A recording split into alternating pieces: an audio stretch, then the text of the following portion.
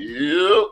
Welcome to another live stream episode of A Different Day with Jah and It's Crucian Neci. Good afternoon. welcome. I hope everybody is doing well. I hope y'all enjoyed your Labor Day weekend. I hope y'all got some time off and spent some time with the family. Maybe had some good grilled food or whatever. How about you, Neci? What you did for it? I mean, I've been out every weekend except for this one. I tired now, man. I tired. Partying like crazy, huh? For your birthday and stuff. You know what? I don't mind the partying. I mind the forced shots is what I mind.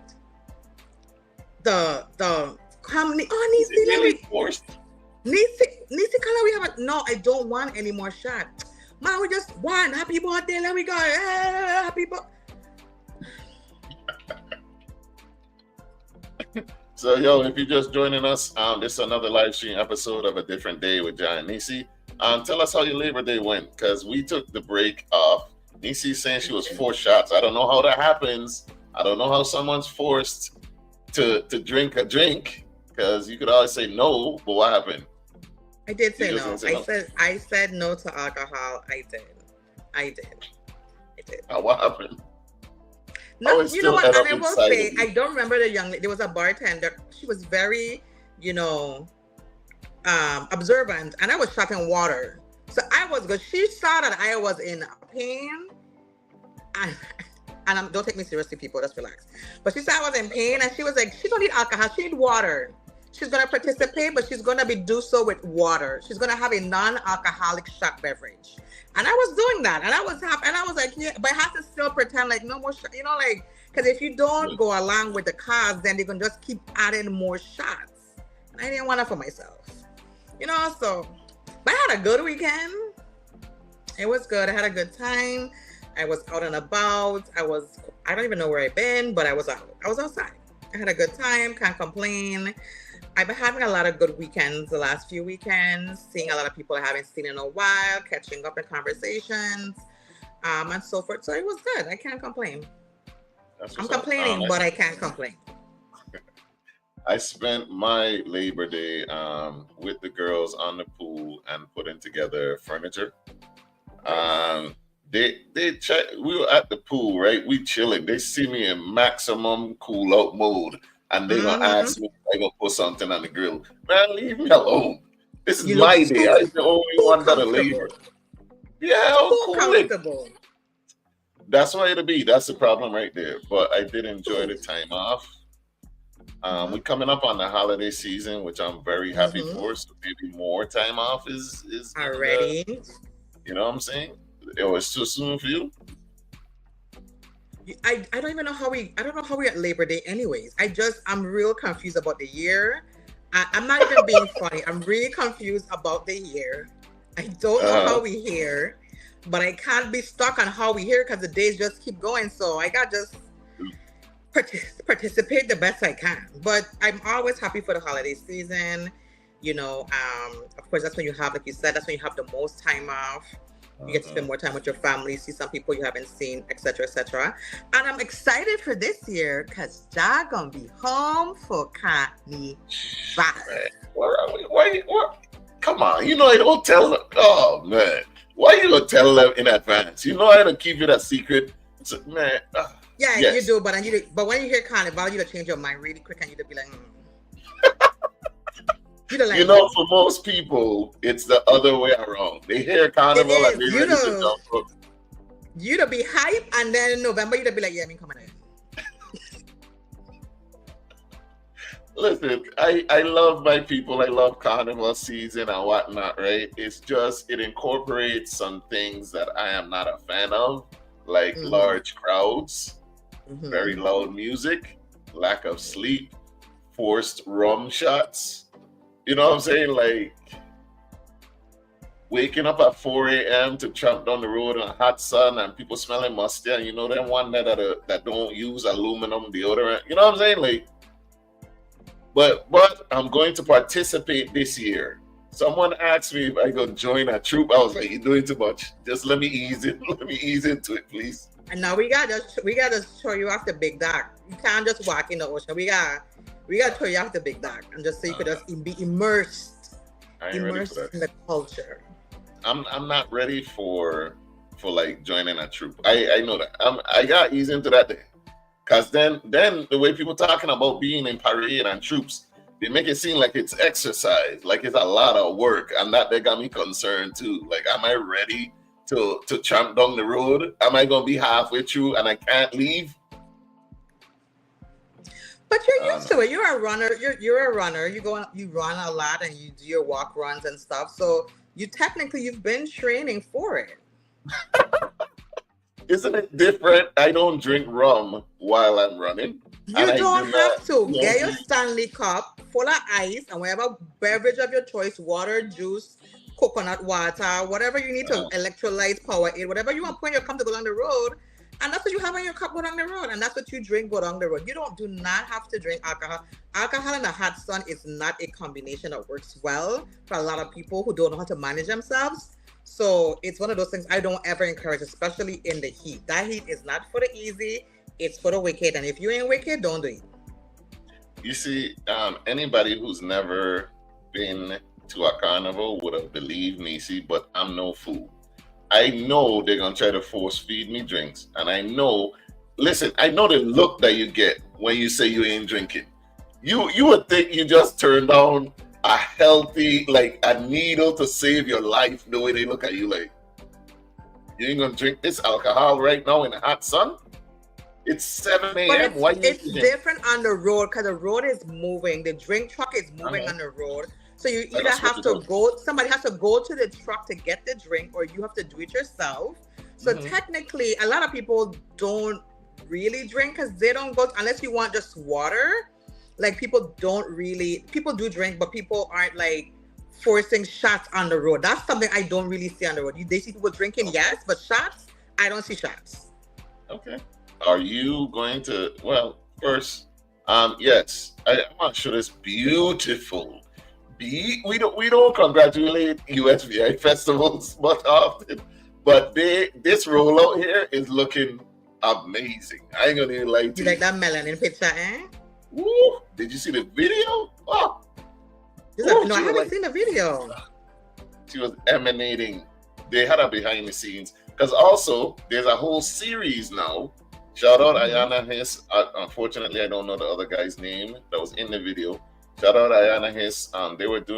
They're doing a series highlighting, like, they did the behind the scenes of how we got this beautiful picture, and they're Mhm. highlighting like vendors and all of that stuff. So it's gonna be a series rolling out to Crucian Christmas Festival, and I'm excited because the way that Nice. it looking really well done. Like, Sounds usually different. I this would like not that. come out for 2 more months.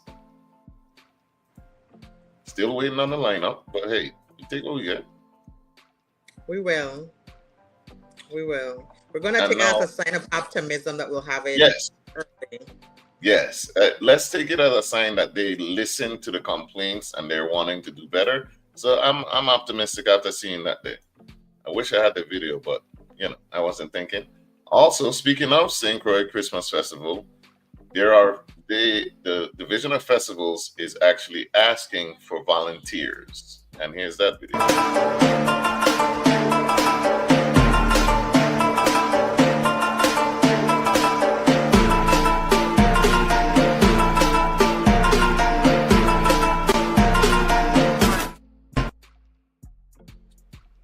All right, so there's the information. There's the phone number. Let me know if you need me to run it again.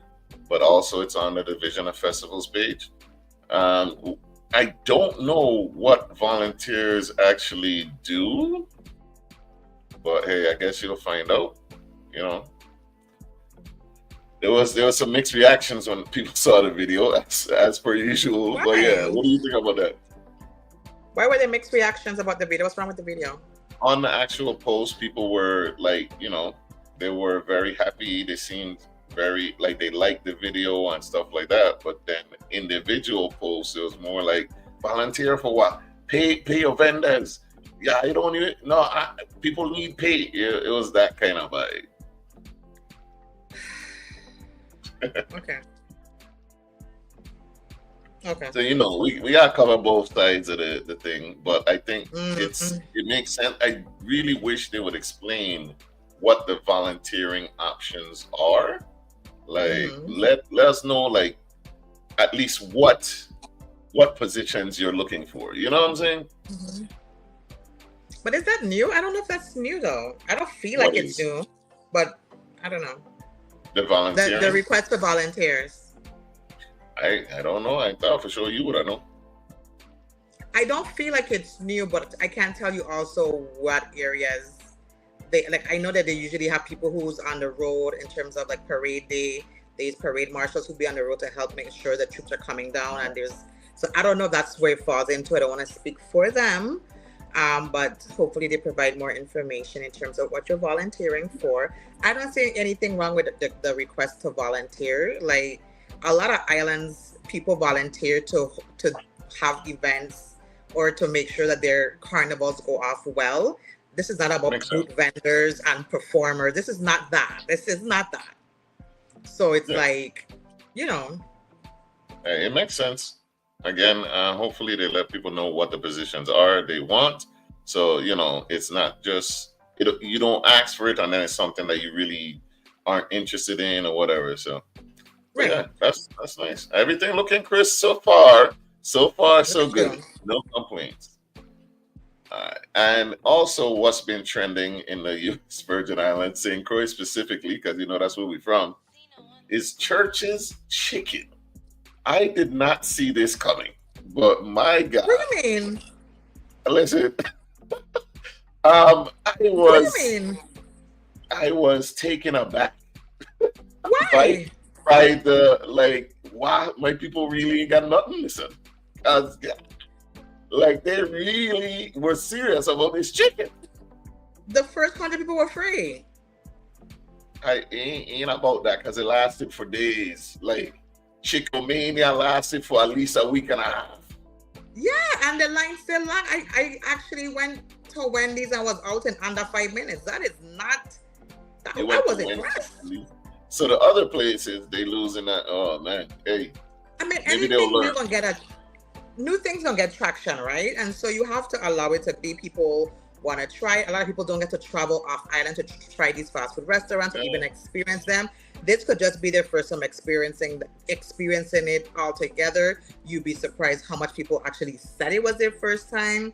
And then also Kentucky expensive as shit. So people probably like, if I could go over here and get cheaper chicken than Kentucky, to I going over here in this line. So I ain't saying that's what it is. I'm just saying that the chicken is cheaper than Kentucky.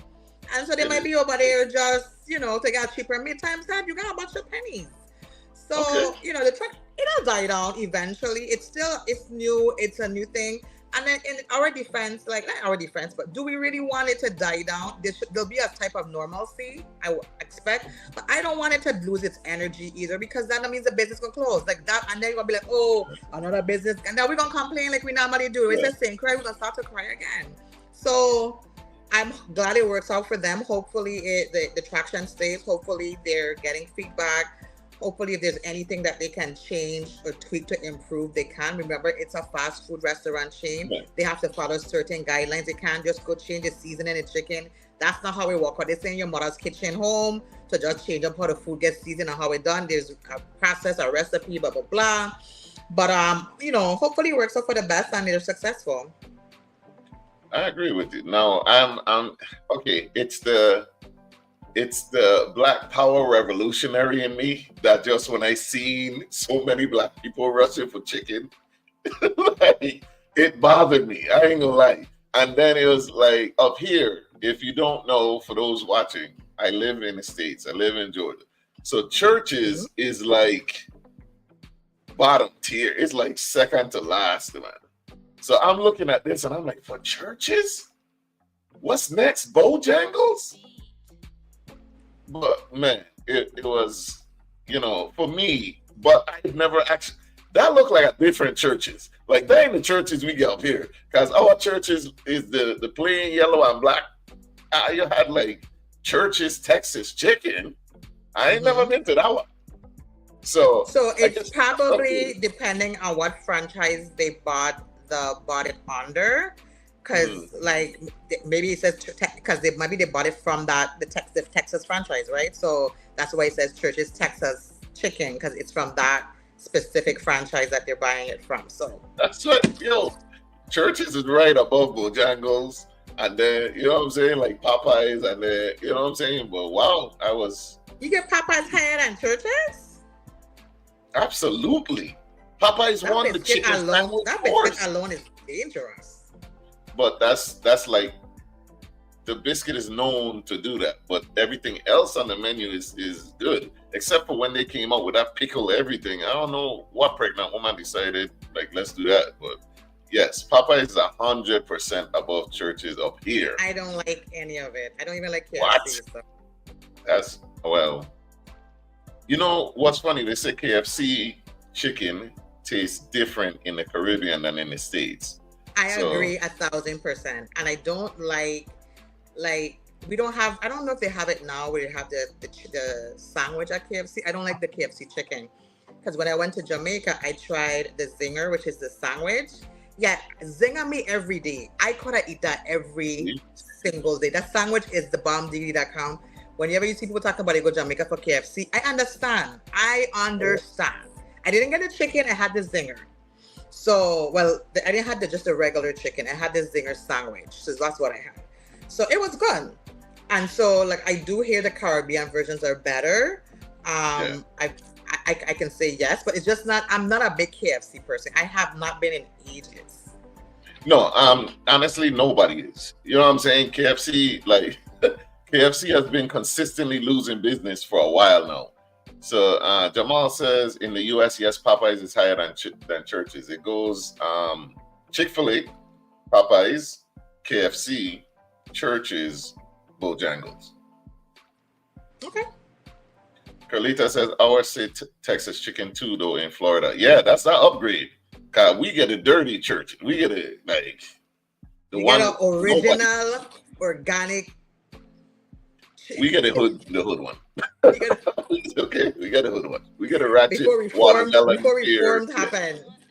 I agree 1,000,000%. Caribbean KFC is better than stateside. When I went to St. Kitts, my partner wasn't talking about the local places, you know. He was like, hey, we need to go to KFC. I was okay. Right. I was surprised about the reaction on St. Croix. It might be a better recipe. It gotta be better recipe, better chicken, something. And if you're wondering what reactions he's talking about, I'm about to show you. Now, this, when I saw it, it reminded me of how, you know, when that Popeye's chicken sandwich came out and people were acting crazy in the line. That's what I was worried about. Like, please don't do no chicken stuff. On that interstate. Yeah, so here's the video, and it instantly reminded me of that Boondocks video, the itis.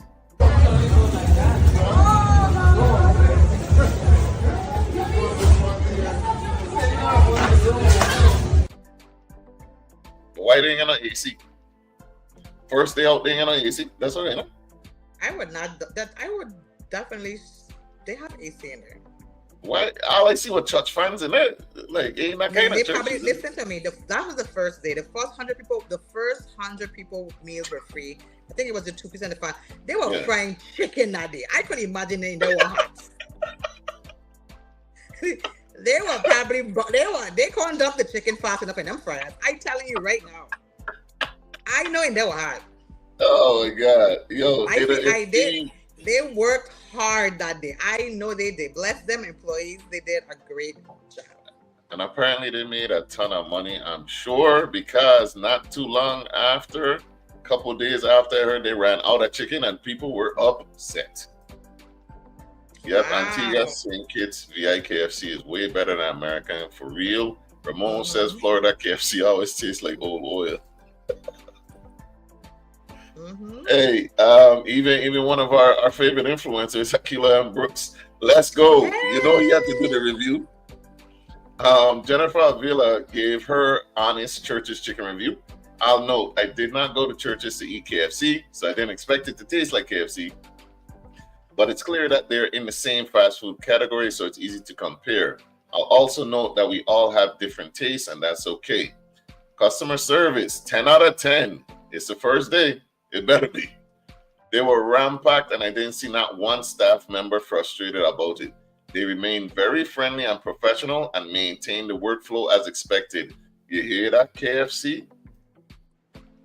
A lot of the wait time was attributed to them having to wait on batches of chicken that are serving both drive-through and inside. Each batch takes 20 minutes. Parentheses, I heard them say. Chicken, 6 out of 10. Ugh, 6 out of 10. For the original, which is crunchy but a little bland, they definitely could use more seasoning. While I do understand that it's a franchise and things come pre-measured, in our culture, we need seasoning. The spicy chicken, however, 9 out of 10. Delicious. It has an airy crunch and the spices are perfect. Fries, 8 out of 10, which is kind of high for fries. Because we know McDonald's at the top. They're soft on the inside and crunchy outside. They're thick, so it's easier to reheat in the air fryer. Mashed potatoes, 7 out of 10. They're soft, served hot, and not too salty. Jalapeno bombers, 10 out of 10. And they ain't even chicken. Spicy, creamy, crunchy, just as it should be. The biscuits, 100 out of 10. Butter honey, that's it. They're delicious. Wait time today, 15 minutes. That's not bad. That's pretty good if that was the first day, though. I'm excited that we have a new food option, a new tax generator for the island, and a new employer for our community. Hey. America KFC only got the original recipe, and we're over it. We're over it now. Nobody to be at KFC, and then the prices. Them 13, what you call it? 13. Them 12 herbs and spices that they're talking about. 12 herbs and spices, yeah. We didn't put the 12 herbs and spices. He could go ahead and get rid of that vault. Wherever they locked up in, you could go ahead and chuck that and start doing. And it's more herbs than spices anyway. Man, oregano, I sure. That thing ain't what you need. Kamal says KFC, don't worry, they tried this. Church's chicken is for the diabetic. Ain't no way, not again, I going back home. This what happened when you brisk. And the mashed potato is gone. I don't Kamal don't hold back. And he cooks, hey. But you gotta try it to see yourself. By day 5, Pablo, day 5 of Church's Chicken being open, and we still talking about the chicken and doing ratings as if the whole island ain't done did a Church's food review. Wrap this up by midnight. Me, like, I don't talk about chicken for so long. I was just sitting in the background like, wow, they're serious about this chicken. Listen, that's why I don't wait. Day 5, I don't think that's it. Honestly, that's not enough time. Let people go when they want to go. It hasn't even been open a month. Let people go experience it when they want to. Some people sat in the line an hour and 37 minutes or 20 minutes to give reviews. That, like she said, she was there for 15 minutes. So clearly, people weren't in the line as long. I mean, I plan to try it at some point. I haven't been there. You can tell me I can do a review when I go try it. You haven't been? I haven't been. Are you gonna get like everything on the menu and do a full review, or what you gonna do? Man, I might have to let my son do that because he will eat everything on the menu and tell me how it was. No man, you got at least like samples and stuff. And listen, here's something I want to say. Influencers, right? If you're gonna be a food influencer, please be an honest one. That's why people love Keith Lee. Cause Keith Lee to tell the truth, and you know he's serious about it. I'm sorry, this idea that you shouldn't say nothing if you don't like it, I don't appreciate that. So the only food reviews you're gonna do is the ones that you like. That don't make no sense. Tell the truth, These places that I go, I only eat certain things from them because that's to me what they make good. Like that's the truth. And that's okay. Do it the Keith Lee way. Exactly. If you like me, I'm gonna wait till the hype over before I go. I'm the same way. I don't want to wait in a line. I'm not a first adopter. Like when stuff come out, I'll wait till the next generation, all of that stuff. That's not me. Should Neci do a food review? What I think? Should she do a Church's Chicken and post it? I trust Neci. If you don't trust what she said, you're gonna trust her face. You see what you see? She cannot hide that them faces she do. She could do the whole thing mute and you gonna know. She don't have to say nothing. Maybe I'll do it mute. Just point to your face. That's all. You don't know. Neci, they're saying you need to do the food review. No, I do plan to try it. So I'll I definitely plan to try it out. You should definitely try it out. I'm big for supporting my community. Big up. Facts. Hey, I like the competition though, because it may make the others who have been there for a while kind of, straighten up and fly right. Because if it's one way to get a business to act right, is to hit them in the pockets. I don't care who been allowing what. Once that money start getting low, before she do the food review, she needs to do the pop the balloon. You were gonna say something? Go ahead. Hey, she will not do the pop the balloon, man, but it's necessary. We need it. On to the next topic real quick. I think that's enough for chicken. I'm sure most of it done heard enough if you've been on VI Facebook. So next up, we got Governor Brian, and I really want to hear what y'all got to say about him weighing in on the refinery being open and falling in line with Trump. Usually, y'all already know I am not Team Govy, but I don't know. This one, I mean, technically it makes sense.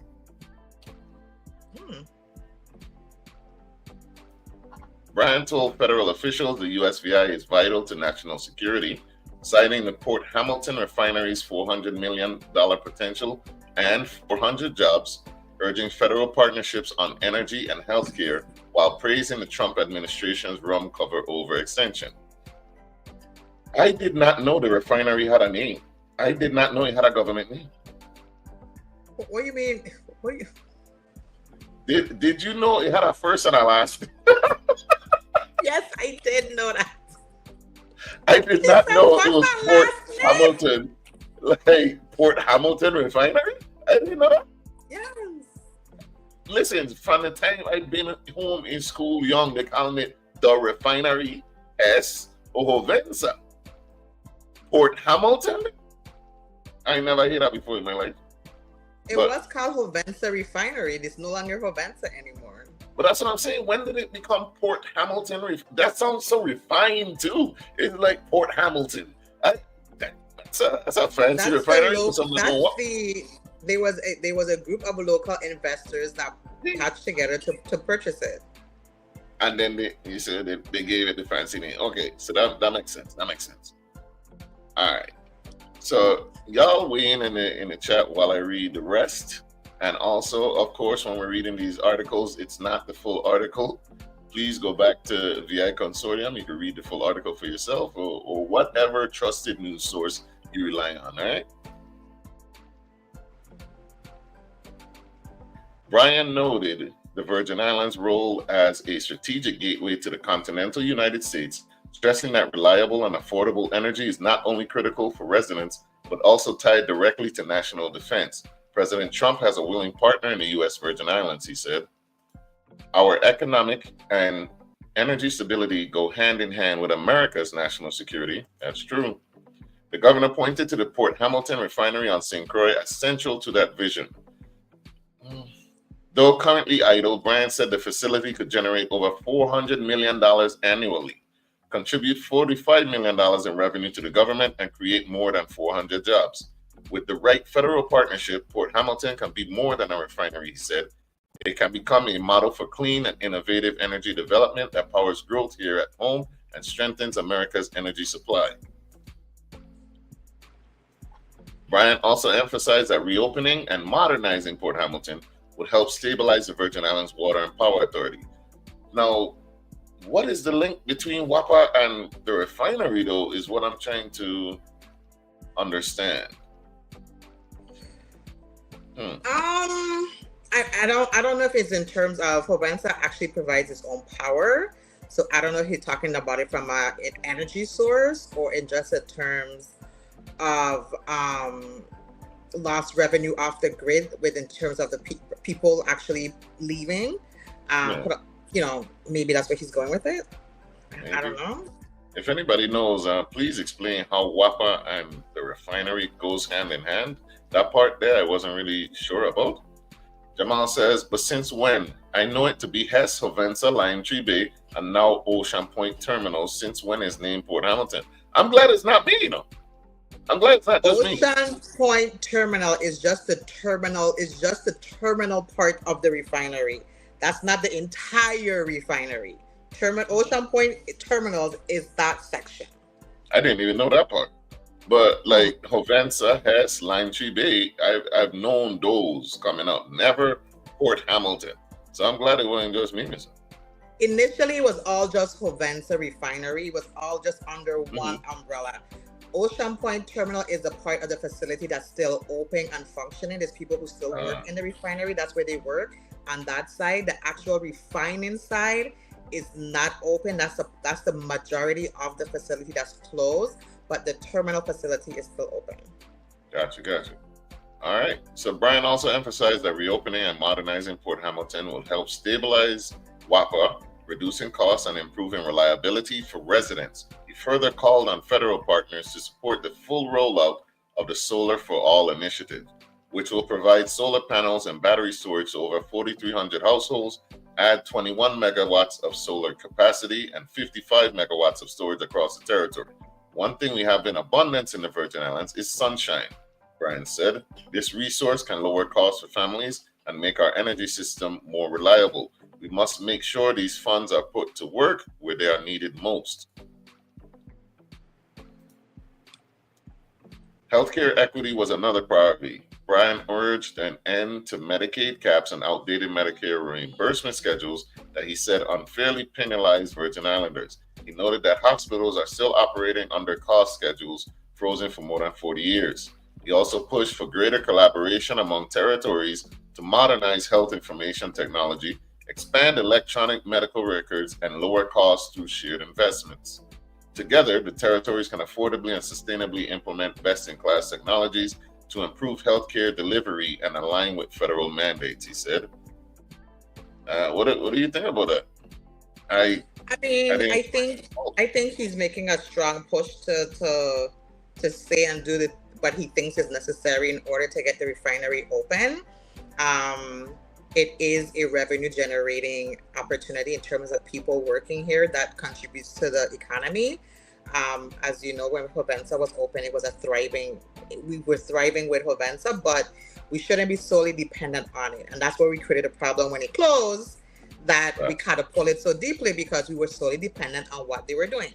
Right. So I don't disagree with what he's saying. I mean, he's saying what he needs to say in order to get that. The man camp is open, by the way, because our lovely President Orange has sent our military here to strengthen our shorelines and fight crime on the waters and against our enemies with the new Department of War that he's creating. So the man camp is open. The people has been flying in. There were four military planes on the runway yesterday, and the big ones. So our soldiers are here and they're moving into the man camp. I think they're expecting a good couple hundred soldiers to be there, if I'm not mistaken. I don't know the number, but I heard it's pretty much going to be. They're pretty much going to take up the entire man camp. So we will have a lot of soldiers in our territory as well. I don't know how well more they venture off camp. I don't know how far they'll be venturing into the community, but they're on island. Because we really don't know like what all amenities they have access to in the man camp or what they need to leave to get. So I mean, I'll say this: I support our troops. I do not support putting them all over the place frivolously, because they have lives and families and stuff. So every time we move them all over the place, they're leaving. They have lives outside of the military, just like any other human being. But I do support our military, so you should too. I am happy for the proposed economic boost that soldiers with offshore money will be bringing to St. Croix. That's great. I do feel some type of way about the idea of turning St. Croix into like an active military base for active military operations, because then you also become a target. You get what I'm saying? Like, agreed. and then what he says is that it's to fight, drugs and stuff from Venezuela and all of these other places and whatnot. However, we know the war on drugs will never be as successful. Never. And we and don't many have kilos you take off the street is as many kilos they put back on the street. Exactly.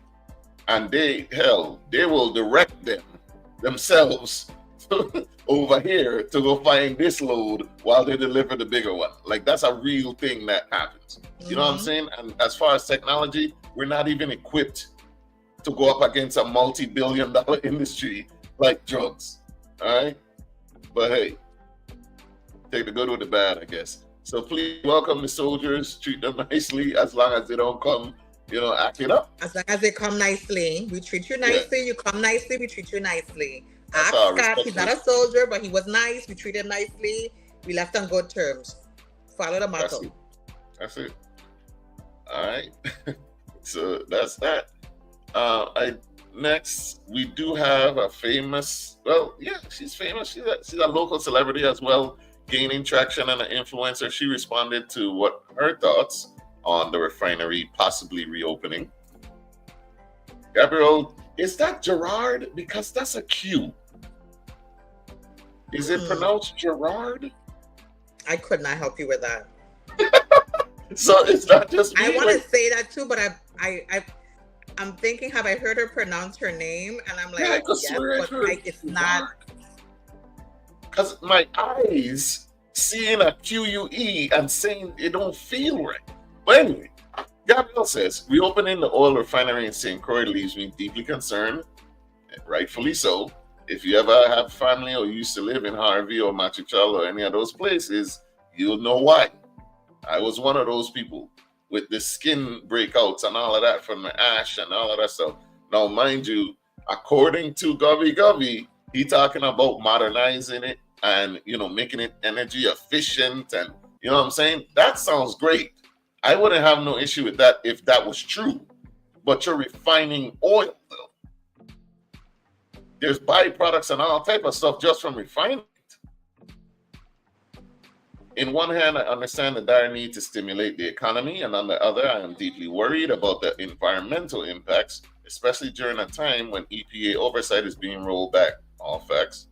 But moreover, I am worried about the impact to human life. How do we have an oil refinery on an island whose hospital is limping along on a regular day? If a large-scale disaster unfolds at the refinery, do we have the capacity to tend to a mass casualty situation?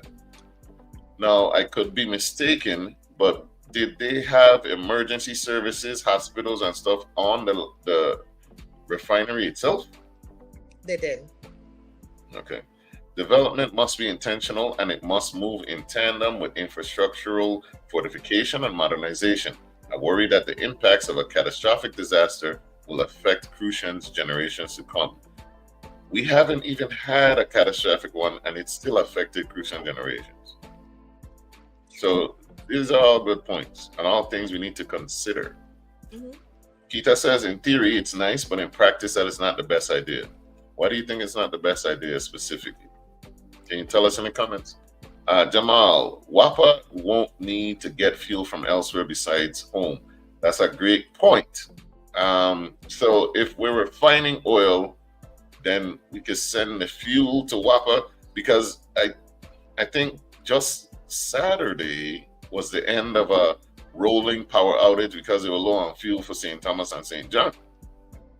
Because we're paying for fuel to come. So that's a good point. That's valid. What was that what they were doing last time? If you know, let us know.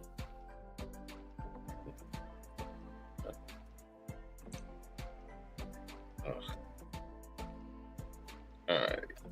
1 second here. Why on this thing? I cannot. All right. Now, on to the next thing. So, trending topic that is going on right now. I don't know how I feel about it. I mean, I just learned something new about our delegate to Congress. I don't know about anyone else. She's actually a New Yorker. She's not a Virgin Islander born and like she's from New York. Did y'all know that? You know? She's born and raised in she was born in New York, but she was raised here.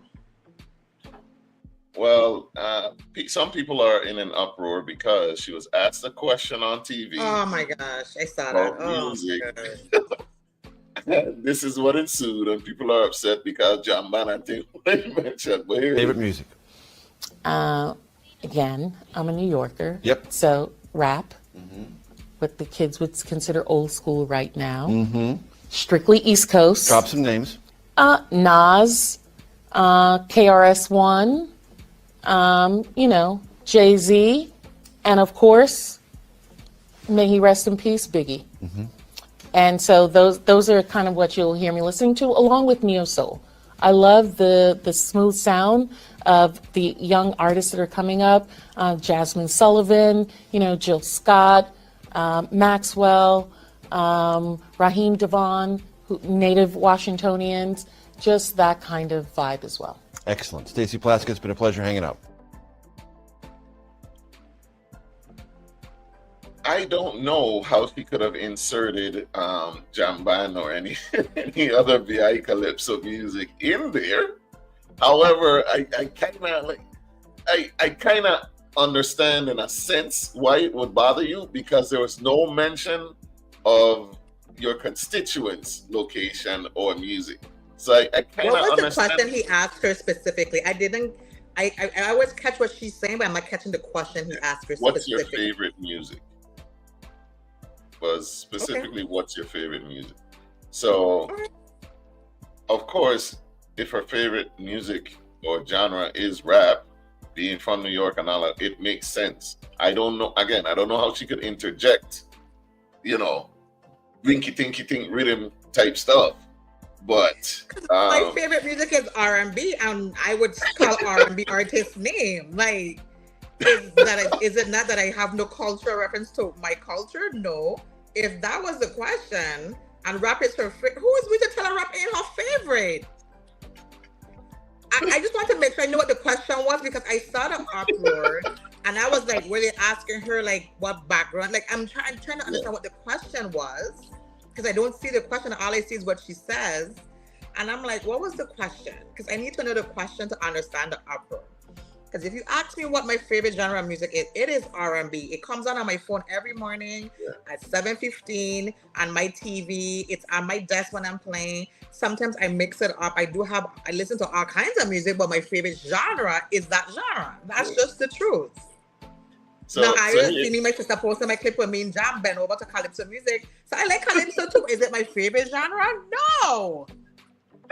So here's the thing. Here's why I say I understand both sides. More so what she said, I get why she'll say it because of the specificity of the question. However, I understand that if you're representing a constituency, they would want to hear you mention them as much as possible. You get what I'm saying? Like, they want to. So I get that. Peter says, I agree, but as he said after she said that, thank you so much.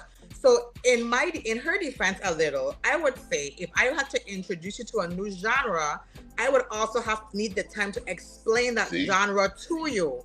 And based on what she said in 30 seconds, he wrapped up. It was the end of the interview. So that was not a time, to me, she did not have timing to introduce that to them, if that was the case. If it was a longer interview, then I would say, okay, she could have gone into like, she could have explained her constituents, music that they like, and introduced them to that. But it was rap. Sometimes like you said, time and place. Is she picked that's what she likes.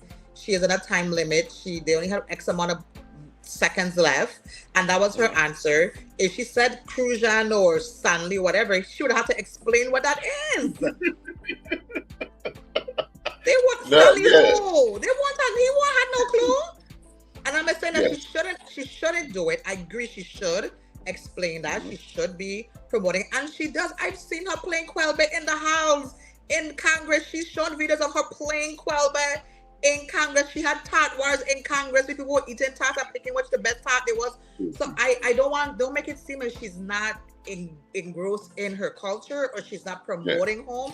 They have called they wear madras up there in her office. Like they do all those things. So I can't say she's not, embracing her culture or where she's from or where she was raised and where she's representing. I can't say that outright. I've seen her do it. No, yeah. So I agree. She has. You know how it seems though that we only remember the last thing put in front of us, though. Always, until the next thing pops up. Mm-hmm. Yes. Keita says, me and her got the same taste. Not everyone loves soca, calypso. Bram, it's true. It is true. I have it on my phone. I probably would have answered the same, but as a delegate to Congress, I would have interject some. Because she did jump from rap to neo soul, though. She did interject another genre of music. So, but what you're saying is true too. So I feel like multiple things can be true at once. Absolutely. You know what I'm saying? But you don't have to explain neo soul because it is a very popular genre of music. Our music is not popular. She would have to explain that. Yes. And another thing is, saying, "Cry, he don't like soca." I never see Jah and Neci. No. Why you putting me up like that, Ag? I just say, like, people come not because she's from New York. People born and raised here and don't even go to jam. True. My brothers never went jam. What's her name? Because she has said it several times. That's not her thing too. So yeah, it's possible. We as a people have been mad about the dumbest things. I swear. Yeah. We are always up in arms about the silliest things that don't bring no fruit to the my gosh. Speaking of, there's no pleasing people. Speaking of, right? I would be remiss if I didn't at least say this. The same way I show up for that chicken is the same way I need to show up when it comes time to voting. Have the chicken at the voting station, they'll be out there. Oh, hey, churches, whoever frying fish, put them out there. You might get elected.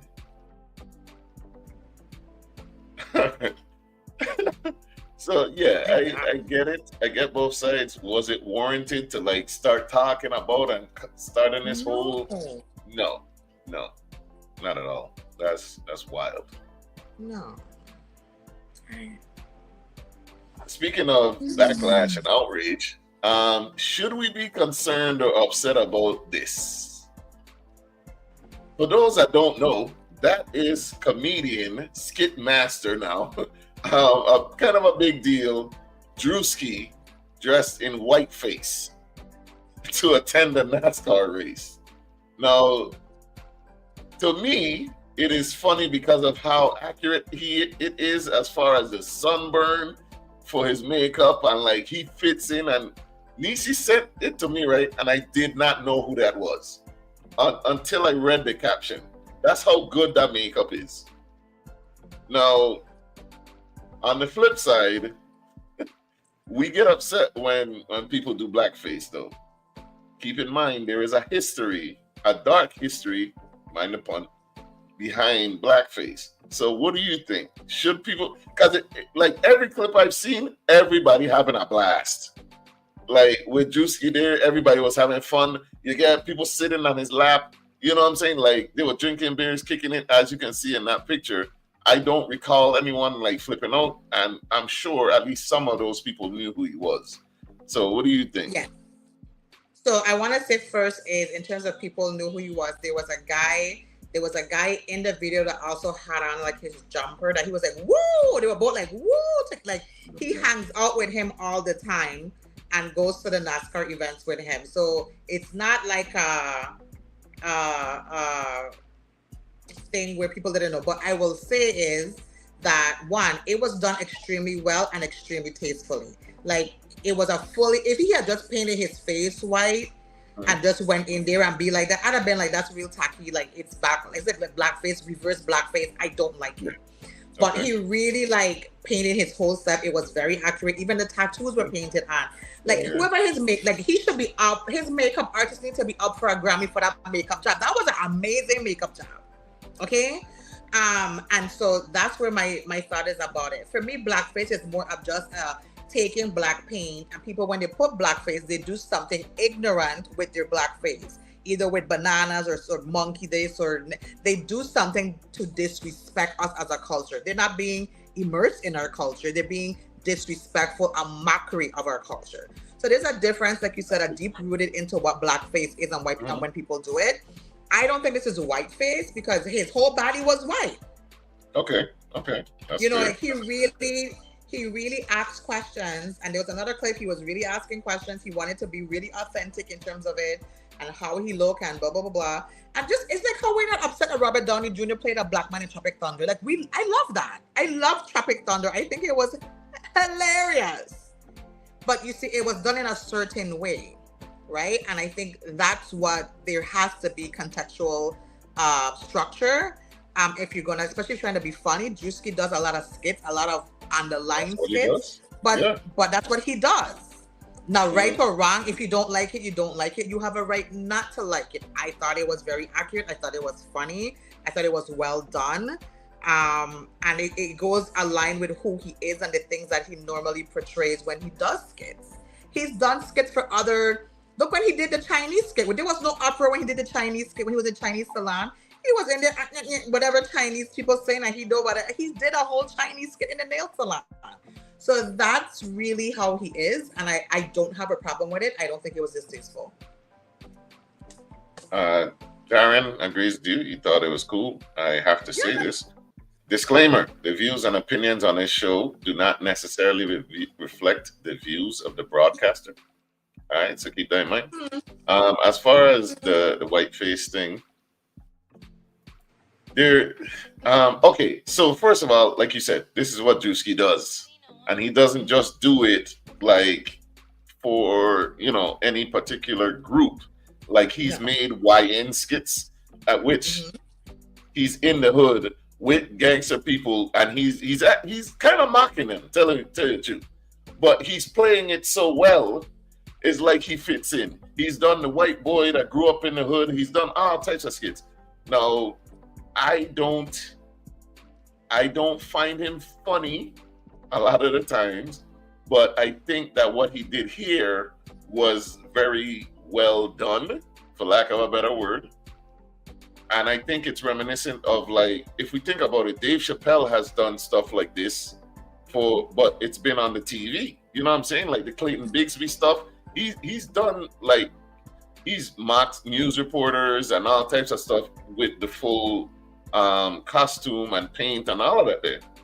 It's been done before.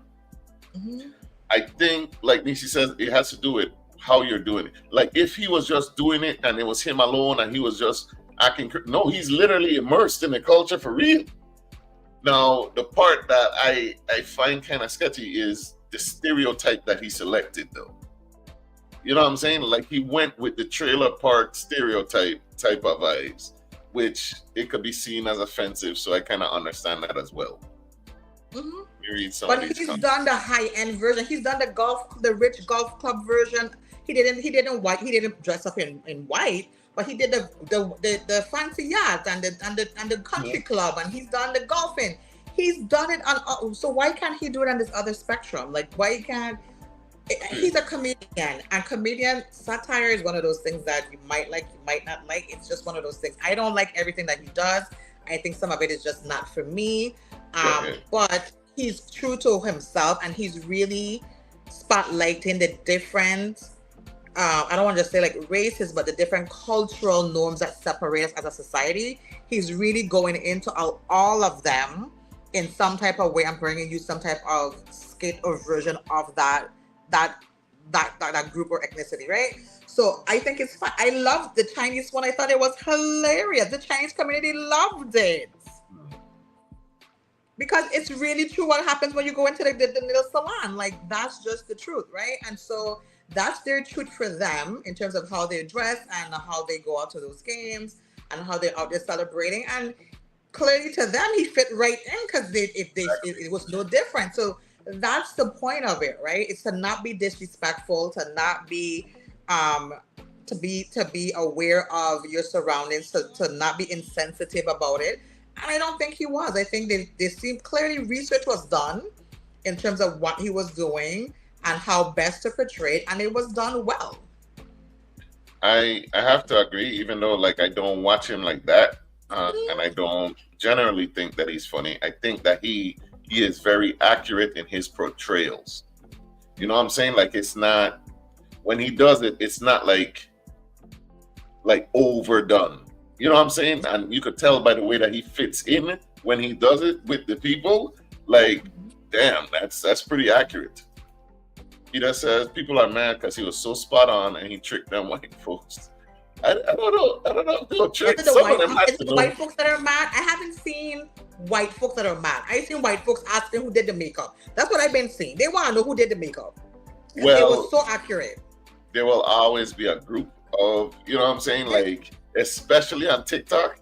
TikTok is very, like, they have a very niche racist population on TikTok. You know what I'm saying? Like, so I guess we could do blackface again. Those type of comments you'll see on the videos. You know what I'm saying? So there will always be those people. So no, you just want to do blackface. You know what I'm saying? But again, why we always gotta explain why blackface is different though? If like I hope most people would know, but just quick summary, blackface goes back to when black people, you know, Negroes were not able to work in movies or on stage or any of that stuff. So white people would dress up and do these minstrel shows, and they would paint their faces, they would accentuate the lips and all that stuff that we're, you know, stereotyped to have. They would dress up and they would do jigaboo stuff on stage. You know what I'm saying? The eating watermelon and all of that. You know, the woman had a big wide booty and all of that stuff. Mind you, it's no black people on there. Matter of fact, I think some of the minstrel shows, they had black people still dressing with blackface. So there's a history behind it. But yeah.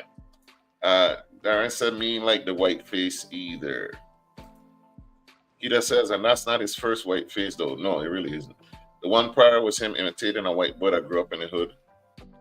Darren says, I don't get the appeal of Drewski, but he doesn't think the video was bad. He thought it was cool. It fooled me. I ain't gonna lie to you. Like, if there was no caption, and then a dude on TikTok made a video and he looked like how Drewski looked with the makeup. They were tagging him in the post that did he did it based off of you? And he was just like, and I said, and I was like, he did copy this dude. Like he did use this man picture and make this thing, whatever. But the guy embraced it and he was like, he would love to meet Drewski and blah blah blah blah blah. So it's like he understood it. And then so I'm not saying that he did it after that guy. I'm just saying, even though he was like, it does look like me, you embrace it. Like everything don't have to be like a political stunt. Like it don't have to be some racial divide. It does. Comedians are comedians. They're gonna touch on sensitive things whether we like it or not. That's what they do. I don't agree with it all the time. I don't agree with Drewski, but that's his realm and he's succeeding and he's doing well in it. Yeah. Me ain't gonna lie, right? I'm from a different time though. I could get down with a good racial joke. Like if it's done right, if it's actually funny. Because you can tell the difference between a joke that's meant to be mean and racist compared to like I'm just ribbing with you. Like you could tell when somebody that has actually been a part of the culture makes a joke. It's said differently. It's, you know what I'm saying? Like you could tell when people that have never been in the culture or a part of it or around it, they just get images of black people from TV. Like you could tell, but it's a different time. I just hope it doesn't open the portal for clapback from racists. Was the portal closed? Remind me when it was closed. Be racist though. They can't stop them from being racist. Racist. Trump is in office. His comedy reminds me of Dave and Eddie Murphy. True. Even though he will never be as great as them. He's not as you have to be very culturally and socially aware, not just mimicking them, but what you say and talk about. There's a difference. But yeah, I agree. Dave Chappelle has done Michael Jackson, KKK, yeah, Prince, etc. And he's lightened his skin, he's darkened his skin, all of that. This skin pain, a Dominican lady killed me. If you frequent their bars or restaurants, same energy. Yo, I didn't realize Eddie Murphy played the old white man in the barbershop. Man, come on. He played how many characters in that movie? Like, what? He damn near played all of them. Yeah, that man got range too. He was good at playing that old Jewish man. Eddie's very, I just learned that he had, like years ago in the 90s, he had the #1 movie, the #1 comedy special, and the #1 song in the same year. See, yeah. Don't play with Eddie, man. I don't know. No one's ever done that since. Yeah, I don't know if Juicy could match it. And Juicy came out with that rap song, and it was trash. That's why he's doing trash. So he might get his influences from. I don't know if he could be that guy though. You know what I'm saying? But of this generation, sure, we'll say that. So is that where we stand on the Drewski thing? It is what it is. It's cool. I think so. I think it's fine. I think it was cool. I think it was done well. Period. All right. We can wrap on that. Now, Eddie spent time on Synchro in the 80s. I'm sure he smashed a ton of people. A lot of them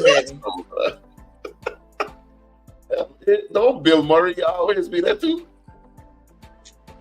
Not Bill Murray, Dan Aykroyd. Is that right? Okay. Yeah. I know one of them Ghostbusters. Thank you.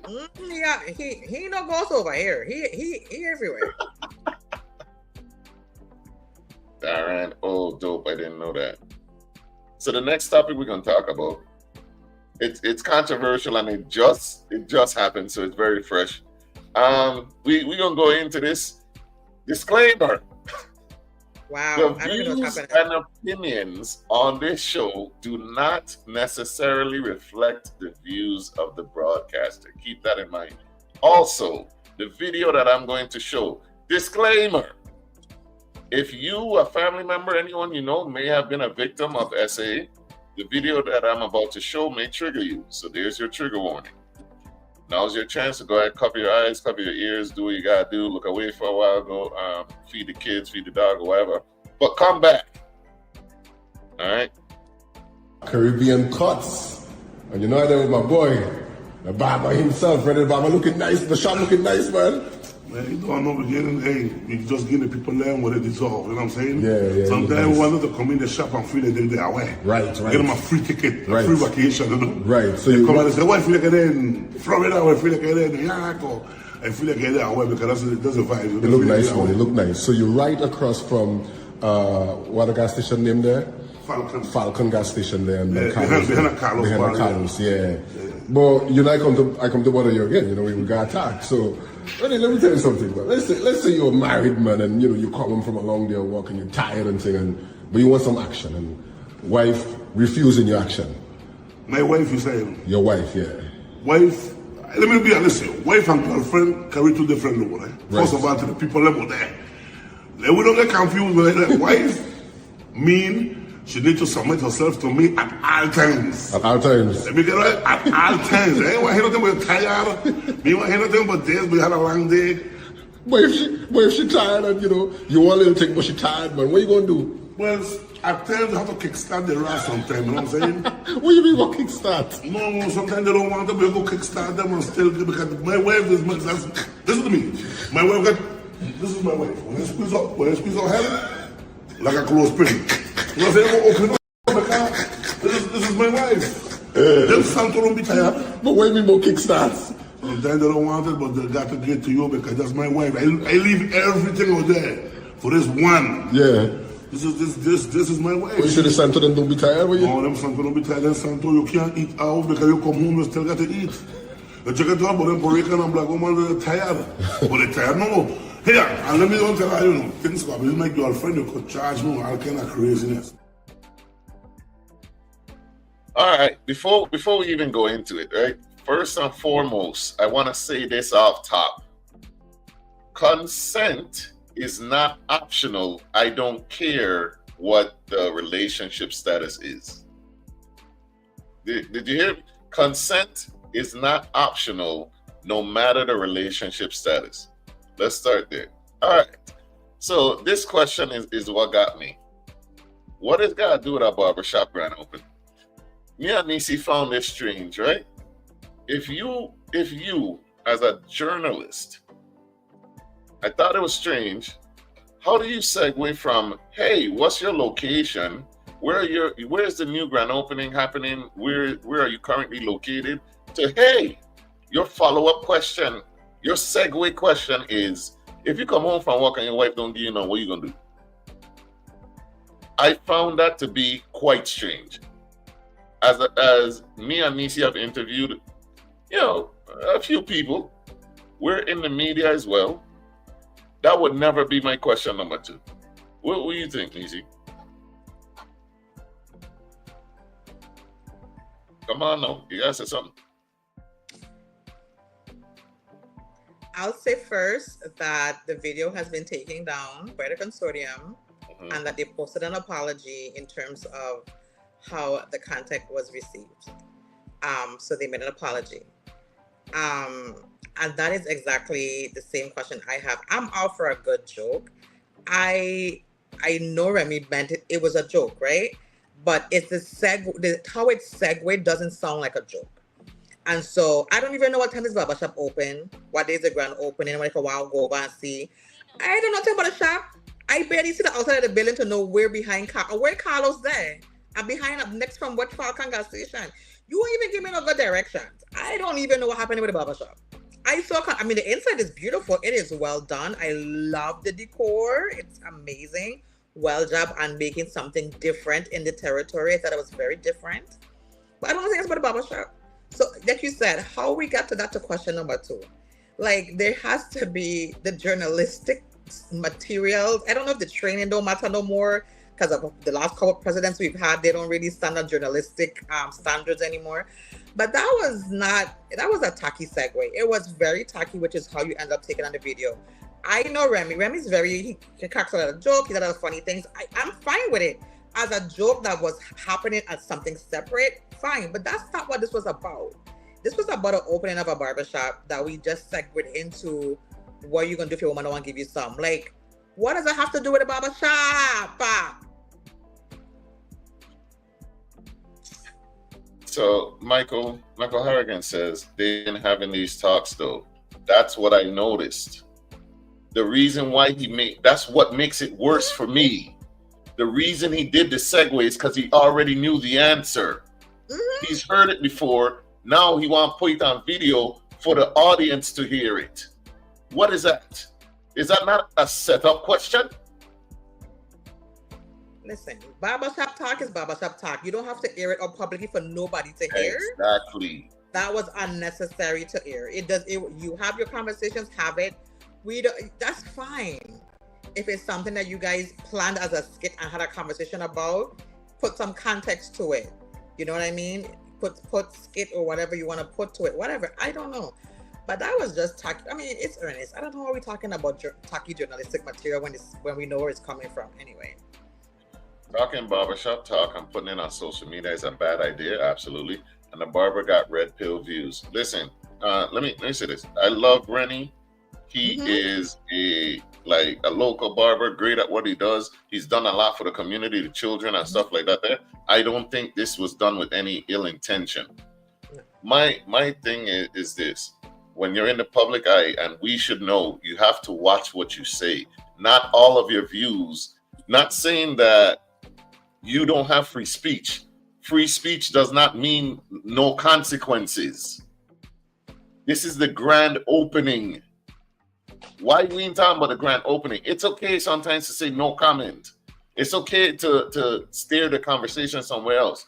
But my thing is, one of those two people are media trained.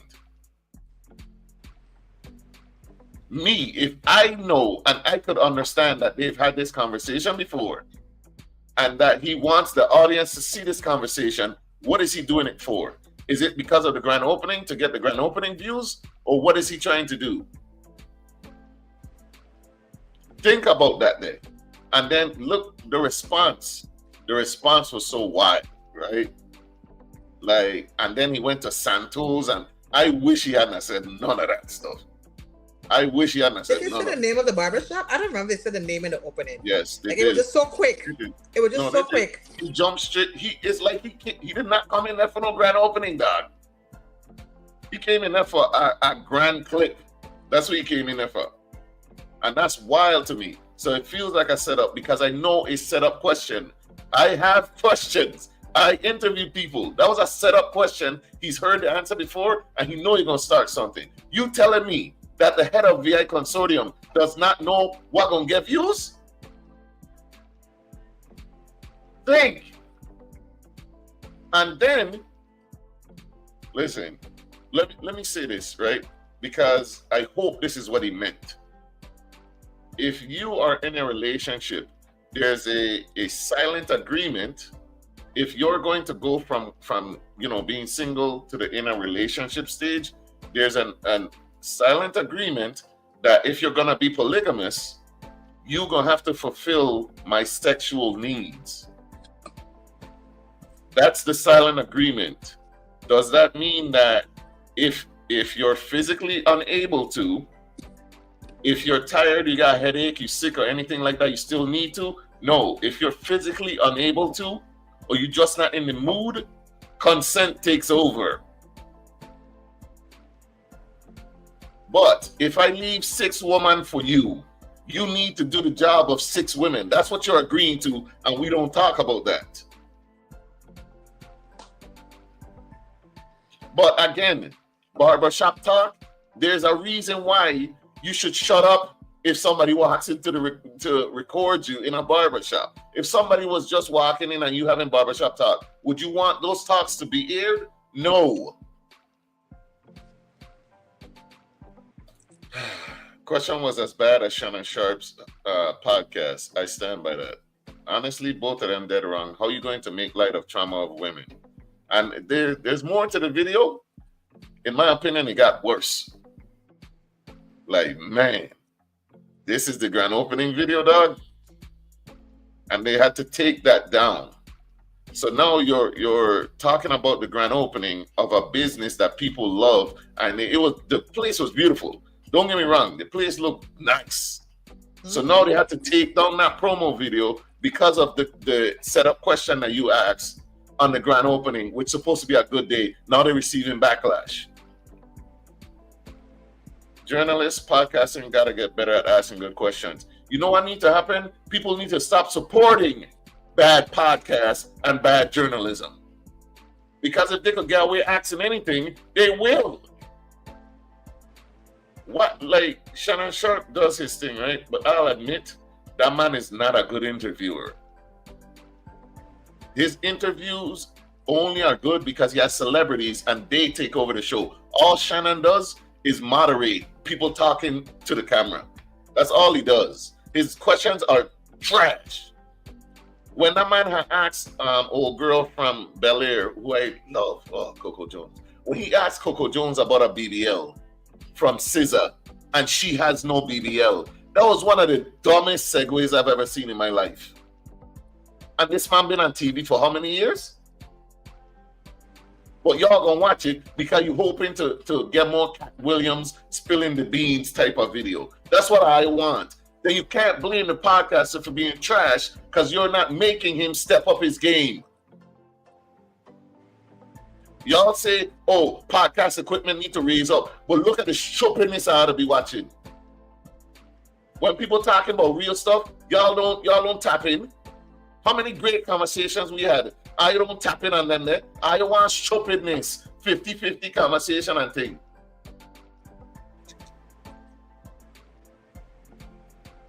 When you fiend for likes and shares, simply put, not everything needs to be shown to the media. Facts. It's always been on video. Michael, you lie. Michael, you lie.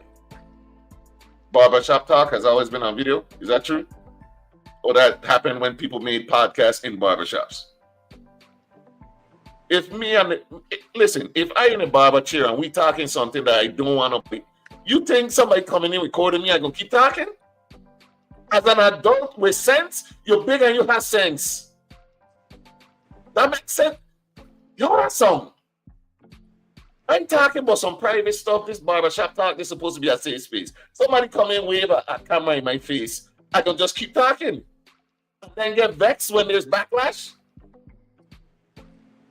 What do you even... How do you get vexed for backlash for something you said publicly that you didn't have to? You're not even a public figure for real. If a president or a governor or something slips up and it's a gaffe, that makes sense. But if somebody that cuts hair, do you usually record cutting hair? Is that usually a topic you Anyway, poor timing of that question. Michael Harrigan, exactly, which is, I knew this would happen one day. They did like 3 or 4 times and they were controversial as well. This one was really bad. When they did the stuff about the flat earth, that wasn't even controversial. Honestly, it's just a take that he has. This though? Get friends and put them talks in group chat. Why they can't understand that? No media training. If we've learned anything, them talks ain't safe in group chats or voice notes anymore either. And y'all gave the views. For the grand opening, Michael. Like, you think I tuned into the consortium to hear man? I'm sure women's hairdress talk can be just as, of course, but they never put it out. Of course it is. It's not a safe space when a camera enters the room. That's not how it works. I think say you didn't guys see this. Everyone moving like Young Thug, yapping money out their hands. Yapping money out their hands. Keep quiet. People talking too much. People mad at the state for releasing Young Thug audio, right? Young Thug was talking all that stuff on a recorded line that he knew was recorded. What sense of privacy do you have in jail? You don't even shower alone.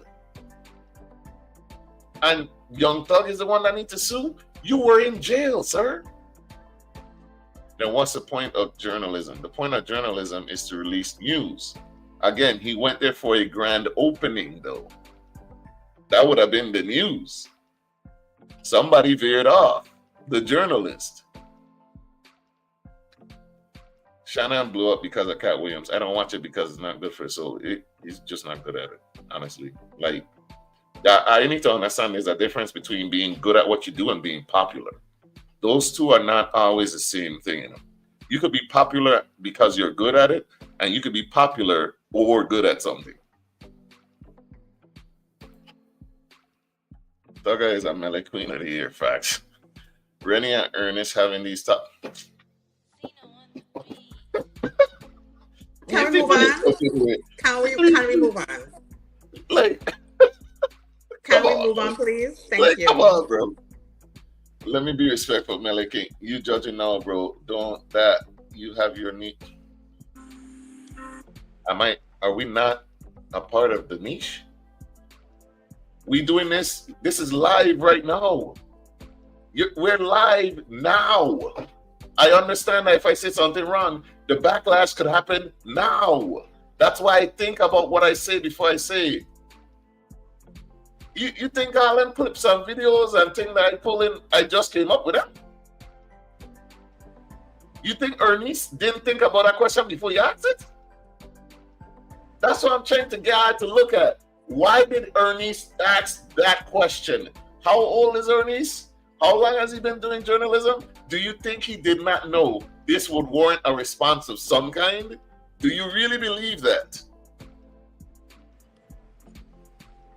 My questions asked during a podcast versus live reviews of a business are very different. Neci, how was your birthday? Excellent. Move on. Next topic. We got one. Because I think this relates to me and Neci. Let's move on. Because I don't even know what we talking about anymore. Like, he mad for people for feeling a way about something that was done. Okay. BFF expectations. And I don't tell her no, Neci agree with it, and I don't. if you have if you have a female best friend like I do, right? Are there expectations for that male friend? That's our next topic. That's what we're gonna get into. Neci, do you have expectations for your male friends, your homeboys? Yeah, of course I do. You gonna list them or you gonna wait?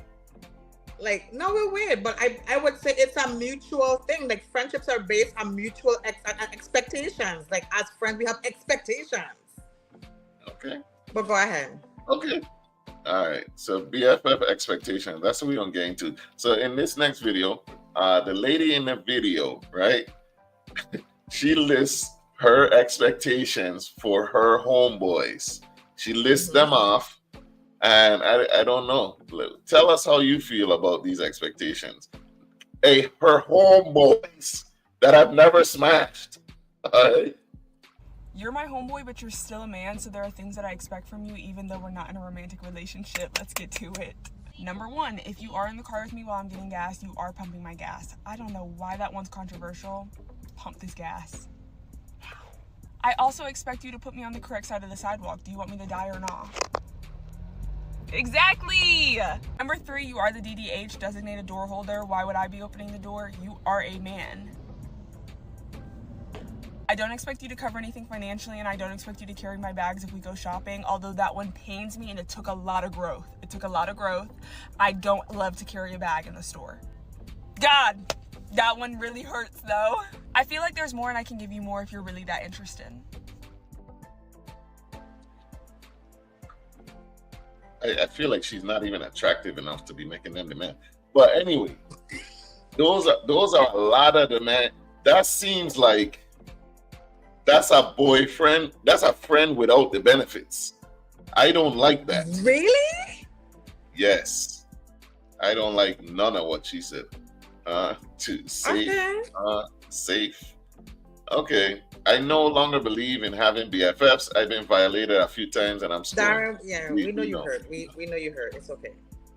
I'm not doing any of those if I'm not your man. So I agree with her because she also specified that I don't expect your financial contribution, like, because we're friends. That's not what happening. I told you're not carrying my stuff, holding my, but you're not doing those things. But to open a door, that's basic, gentlemen. That's just basic shit, period. Like, my sons open doors for people they don't know, because I raised them that way, to just open doors for women when they're going anywhere. They open doors. That's, to me, that's a basic thing for them to do. Basic. No expectation. If she act the ass, or you open the door for me, close the door in her face, because she being. But that's what happens when you have an expectation of it, though. Right, but she said for her friends, and for my friends, maybe that's not what you like. When I'm walking somewhere and I'm not walking the right side, I get pushed over like you walking the wrong side of the road. I don't take it no way. That's not my man. There's no man. We're not together. We're not. There's no nothing. But he was raised a certain way. Women should walk on the inside, and I need to walk on the inside. And I have to understand that, and I'm okay with it. I think it's fine. Now, if I'm saying, I'm not saying, when we go to dinner, you got to pay for every meal, can use the man. I'm not saying no stupid shit like that. But you see how she's saying certain things where she changed her mind. So first of all, them rules ain't even solid. That's her business. That's her rules. But no man ain't move. No, the idea that those are still men has not changed. But what about the carrying bags when you go shopping? She said you don't have to do that, and you don't need to carry my bag. No, you don't have to carry my bag. If you want to help me carry them back because I have a bunch of bags and your hands are empty, cool. Or I might just say, like, Jack, can you hold these bags for me, like, until we get back to the car? Like, I don't see anything wrong with that. We're friends. Listen, you my homeboy. You my homeboy, that. Like, you my homeboy. I don't see gender. But you pulled a chair for me before. Did you do it every time? No, but you pulled a chair? No. Like, like opening all the doors and stuff? Opening all the doors and You stuff? open doors and you pull chairs. Do you do it every time? No. No. No, you do not. But you have. No. I guess When if we I'm walk in the in mood. the street But bummy, you don't give a shit about them stuff. But if I look, we going someplace nice, you might be like, what? Okay, we open the door and stuff. That's what you did. when I'm in gentleman mode, cool. Right. But she's saying it. This is something he needs to do every time. You get what I'm saying? It's the expectation that's problematic to me. It's the fact that she's saying this is what you need to do to be my, you know what I'm saying? And I'm like, it seems like you need to just get a boyfriend and let him be with you, be around you all the time. Because there's too much. And then the thing about, like, she just decided that, like, spending money too, like, you seen the thing that she said that with that, and she was wrong. She was wrong for that. Because she did struggle. I don't know what she struggled, but she struggled. Listen, you my homeboy tonight. You my homeboy. I don't know. That's fine. I've got what are the 20 expectations? people open the door first and you walk in behind. I don't think because as a woman I can't open the door, like, because we're friends. Like, it's not that. Like, but I don't see if you're raised as a gentleman, there's people who it's just in them. They're gonna open doors. And I think that's really sweet. I don't have any, because when a girl come and I'd be like, but this is exactly how he will treat you and better. Don't use this as a thing to be like, use it as if he's just doing it for her friend, what will he do for me? But you see, I'm gonna hype you up. But the fact that it's problematic and it may be something that would cause friction in a relationship doesn't seem like there's some opening doors that cause friction in relationships. If you get a girlfriend, is it possible that that's a thing that she might get jealous of? Is it possible? She can't control what a girlfriend will be jealous of or won't be jealous of. That's something true. I can't control that. What I can't control is I can promise you, not promise her, but I'm just saying that there is nothing happening between me and him that will show you that there's any sexual tension, energy, misunderstanding of where our boundaries are. You will never have to question those things. Now, you might question them because you're insecure, but it's not because it was shown to you. Something was shown to you that makes you feel you need to start asking questions. I have very clear boundaries with my friends. We do not cross certain things. We don't even think about each other in certain ways. It's just like, that's just the reality. Like, I have other people that's my guy friends. I call them bro. They call my mother mommy. Like, they my sisters and this is like, we're in a different playing field altogether. Like, I have friends that their husbands will come to my house to do something and they don't have to be here. They don't have to think about, she and my husband. We don't have them kind of problems with my friends. I don't have new friends. The friends that I have, I don't have them kind of problems. Okay. And my friends and boyfriends will open doors for us all the time because when whoever else husband here, they open doors for all of us. So it's that clear expectation that I just have around me all the time. So I don't think that was something wrong. I think that's basic shit. That's just somebody who was raised well and does basic shit. Like, that's not like, oh my God, I can't go home and be like, Jah, I went out with this dude and he opened the door for me. And then we went to the gas station and put my gas. I said, what fucking clown you talking to? Block him. That's what you gonna tell me. Because it's basic shit. So, like, again, I have, right? Hear me. But first, I think it's very funny. Like, I think it's very ironic with the gentleman style. The gentleman ain't gentlemanly clarity. He ain't no gentleman. He's a freak. I think that's very ironic. That's very ironic. But she wants boyfriends out of BFFs, and that's crazy. Gentleman style podcast did you do? The pumping gas thing is that a boyfriend thing? If we in the car together and we go in the gas station, you have went and pumped the gas and then went inside to pay. You ain't hearing what I'm saying. I get to choose whom I'm a gentleman with. The expectation that all men will do this for you removes man's choice to be generous. I think that's kind of what we're saying. But she said her homeboys. She didn't say every man. She said her homeboys. That's what I'm saying. But it's the expectation that becomes that you have to do it every time. So this, just listening to her, You could tell that's the kind, like, if you don't, like, she gonna stand in front of the door and wait until you, like she just come off like that already. She's just which coming is into already her own.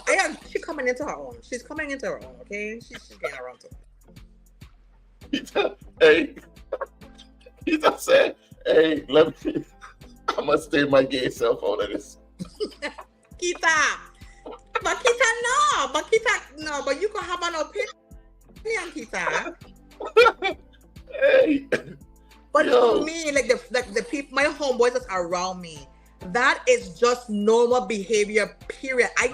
I don't even, until I saw the video, I was like, yeah, I mean that makes sense. And then you was like, you don't. I was like, but you do that, and I was like, maybe you don't realize that you even do it like that. I don't know, but to me, that's just normal, everyday behavior. Like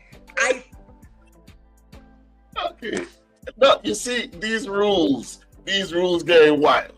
It's not a rule, though. Listen to me. Listen. Hey, unfortunately, my friends treat me like the designated man.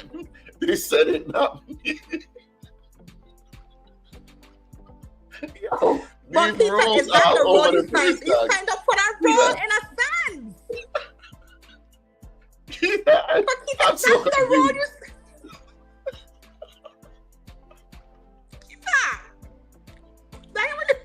No, I ran. Tell me. How are you gonna be wearing pants with them and then mad that they treat you like big bro? Like, come on. What are we talking about? I just see them stop pulling door all the time and cheer and everything. See, I get confused with this kind of stuff because it's like in that community when it's two girls who opening doors, who carrying bags, who killing spiders. Please help me understand. Women feeling that all man must open doors for you. Okay, remove a man's ability to be generous. I get to choose when and where I get to be generous. But I do not expect that from all men. She said her home boys. I ain't speaking for nobody but my homeboys. Okay. All man, hell no, I don't expect it from all man. My homeboys, that's just a normal thing that happens among us. So I don't see it any differently. Now, if she had said all man, I would have never agreed to that if it was all man. Because, Mama, you have a lot to learn if you think it's all man. You just coming in the field and you won't even reach nowhere yet, okay? But she said her homeboys. You see, this is the part here. My question is, what does she do for being their BFF? Like, I can't even think of an expectation that I have for you because you're a woman. You know what I'm saying? Like, but you, in your mind, you have, like, what? So what would be the expectation? Because you're a woman, you should do this. I have a few in my mind for you, but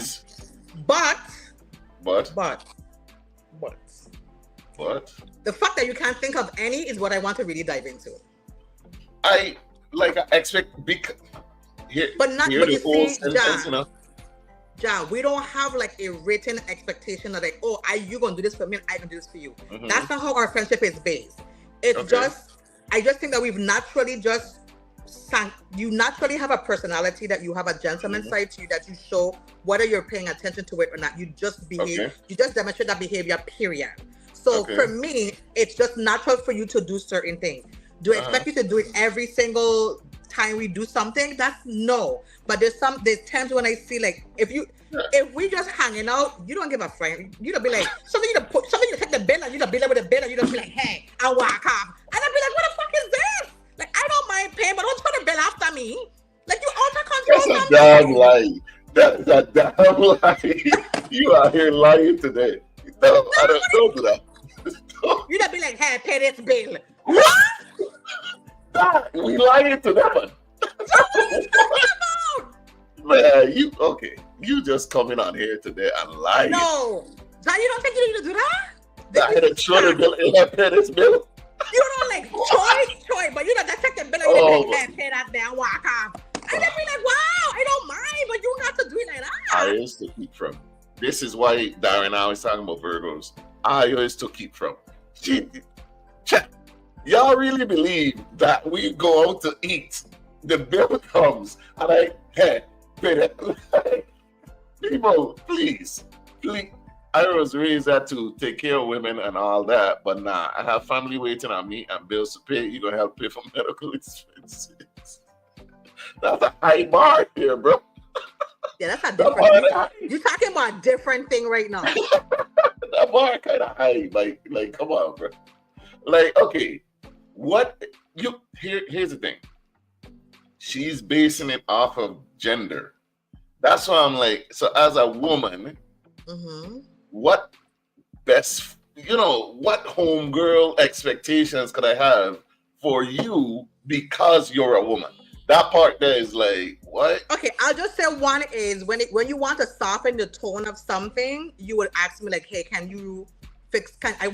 You would ask me to do that to a more feminine tone, a more sensitive tone to something. You would ask me like, can you read this? Tell me what you say, or reword it so it sounds like I don't want to come off too harsh, blah blah blah blah blah. So you sometimes will ask me to help you with like bringing a more sensitive, feminine tone to something because you don't want to come off argumentative and whatever. So that's just one example I would give. Like, but it's not an established thing where we had discussed this in advance that this is what I will do for you and you're gonna do this for me. It's not like that. So for me, but when I say I expect it, it's because it's always been done with my homeboys. It's not something I ever asked them to do. It's just a behavior that happens naturally when I'm around them. So to me, it's nothing. Okay. All right. Okay. I have asked you to kind of translate some emotions, I think, for me. Yes. Yeah. I didn't want to get too much things, but yes. Yeah.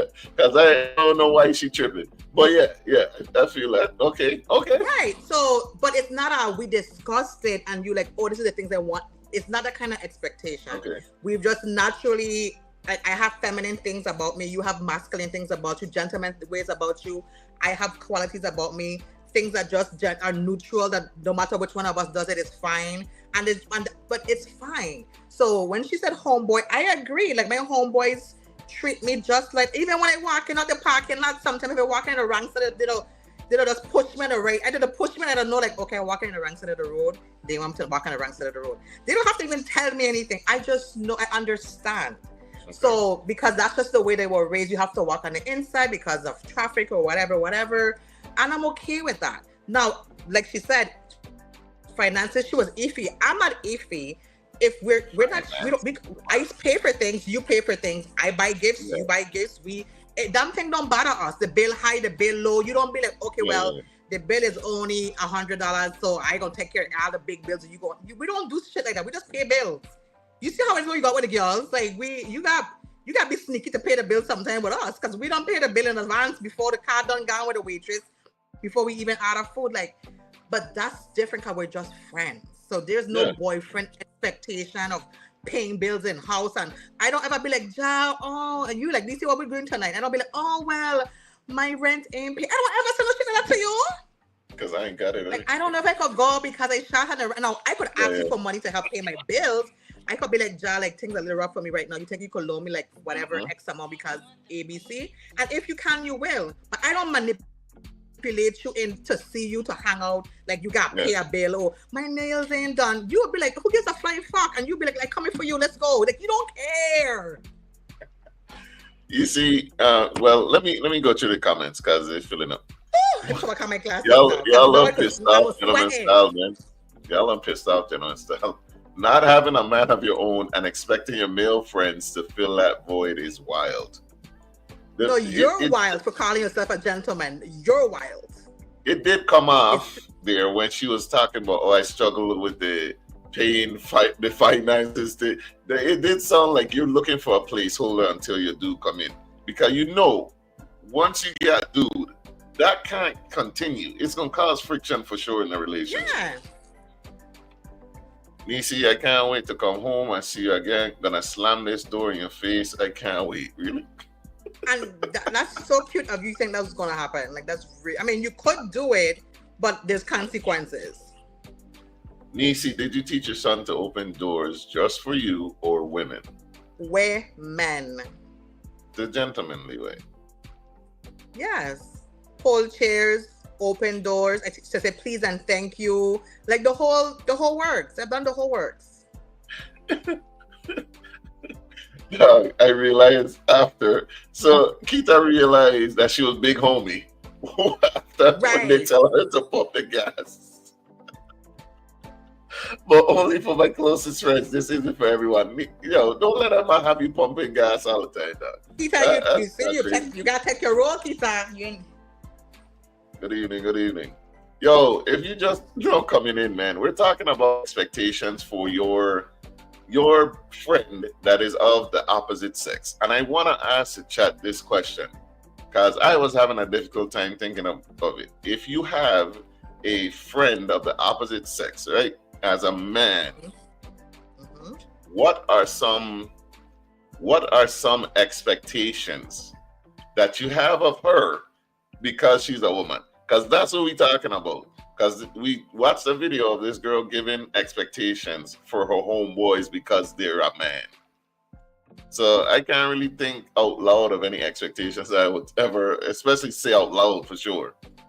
But for the most part, I just feel like if you platonic friends, like you just one of the gang. You know what I'm saying? Like all that extra stuff that they be talking about, especially with the finance thing. Like if I wouldn't do it for my male friend, then I wouldn't do it for you. But if I would, then I would. You know what I'm saying? Like, because if your homeboy comes to you, the man, and say he down on his luck and he asks for money, you're gonna give him money because you're gonna help your homeboy. But it's not automatically, oh, she's a woman, so she trying to get me to pay her bills. Like, I don't know. Virgos and Sun up Pisces are now at Virgo. Dog, stop. What does that have to do with anything? Well, I get free hair care services and cook food, etc. But as you said, these have to be people you consider very close to you, to be honest. Like a brother protecting. So see, she has something in return, even though you got pumped the gas, Kita. You're getting your hair done and you're getting food cooked and it's not discussed. It's just something that just happens. It just people settle into roles in friendship, and that's just what happens. So Darren says he's waiting for you to explain your BFF benefits. Was he listening? She listed one. She did list one. Mm-hmm. Like the female perspective is one thing that I have. That's one.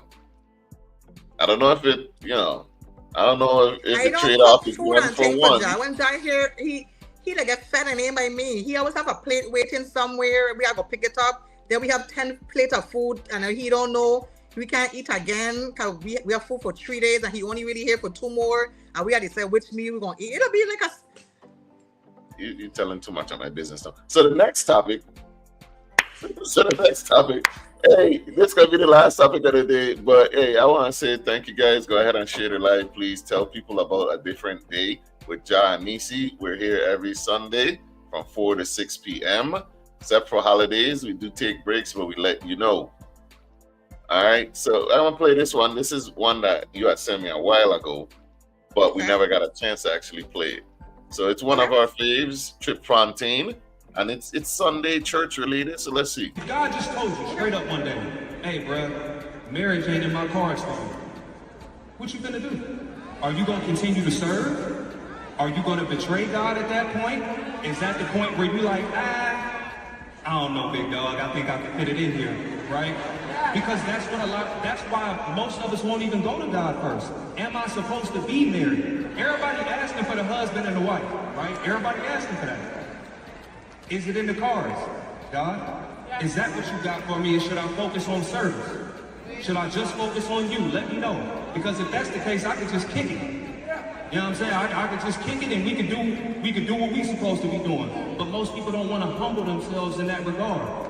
I'm humble enough to bow to God in my daily life. So I genuinely do not go through a lot of what other people go through out here. So the nightmares that you be hearing people talk about, I be on stage when they be asking me questions like, you did what now? So to sum up, if I have it correct, the question is, what if marriage isn't for you? For the singles. What if, because a lot of people just assume that there's a person or persons out there waiting for them, right? Oh, love, I deserve love and all of that. What if that's not meant for you. Because I do find it funny, like Jesus died single. You know what I'm saying? Mm-hmm. And I mean, he he was wasn't single his whole life. I never Yeah. heard he was in no relationship and about no stories. And he wasn't less than. So for those people who ever feel like everybody is entitled to a person, what if it's not for you? Is that possible? Is that possible? Neci, have you had those thoughts? Of course, I would say yes. I've had those thoughts, absolutely. About it. I think with the one thing with love is it comes in different aspects. It might not come in the package you want it to, which is long-term, long-lasting marriage, right? And so not everybody has that. Not everybody will be married. And if marriage is your only goal, then are you really, like he says, are you really here to serve, or are you just here to obtain what you think you deserve, which is marriage, right? And if you don't have it, then what? Then are you no longer serving God? Are you no longer committing yourself to your process and whatever?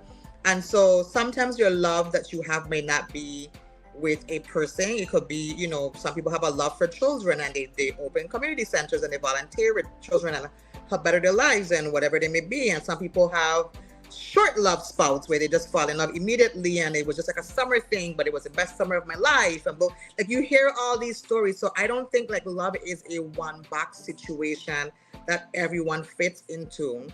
But you have to look at the things that you do have, that you do love, and that do brings you joy and do fulfills your heart.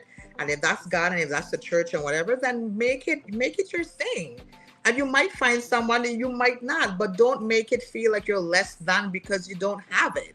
Like it doesn't mean that you didn't do the right things, or you didn't pray right, or you didn't give your life over correctly, or whatever. So that's what I took from it when he said that, is like people just go out looking, searching for that one thing, and if they don't get it, then what? They feel empty and voided and incomplete. And I don't think that's the right way to look at love in terms of what it provides to you. You have to, self-love is the most important thing you ever have. If you don't love yourself wholly, nobody else can.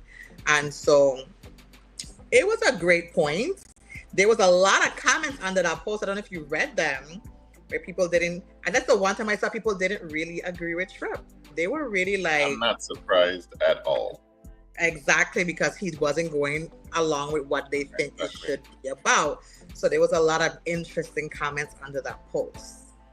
I was actually just going to touch on that, because I am not surprised at all. Because when you say things that people, like, in their mind, they already have in their mind an established life, a whole thing planned out, and people be having checklists and all of that. For you to tell them that it's possible that they cannot have that, that's when the I ain't settling and all those type of comments, like ain't no way, God is a good God and this and that, to come out. Mm-hmm. But again, it is possible that that's not the track you were meant for. Mm-hmm. You don't even know how long you have on this earth. What makes you think that you're going to know that you're going to find somebody before you leave?